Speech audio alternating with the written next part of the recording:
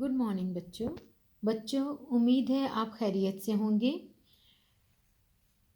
بچوں ہم سال میں 2 عیدیں مناتے ہیں، ایک عید الفطر اور دوسری عید الاضحیٰ۔ عید الفطر رمضان کے روزوں کے بعد کا انعام ہے۔ بچوں حضرت ابراہیم علیہ السلام ہمارے پیارے پیغمبر تھے، جبکہ عید الاضحیٰ ہم ہر سال حضرت ابراہیم علیہ السلام کی قربانی کی یاد میں مناتے ہیں۔ حضرت ابراہیم علیہ السلام نے خواب دیکھا کہ اللہ تعالیٰ آپ علیہ السلام سے اپنے پیارے بیٹے حضرت اسماعیل علیہ السلام کی قربانی مانگ رہے ہیں۔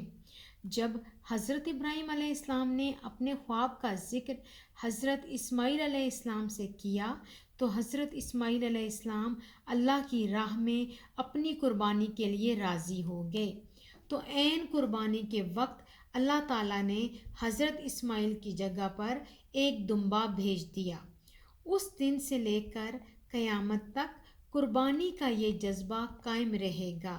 جس طرح حضرت ابراہیم علیہ السلام نے اپنے جان سے پیارے بیٹے کو قربان کرنے سے گریز نہیں کیا، ہمیں بھی چاہیے کہ عید الاضحیٰ کے موقع پر ہم قربانی کے معاملے میں بڑھ چڑھ کر حصہ لیں۔ بچوں آج ہمارا سبق ہے احسن کی عید۔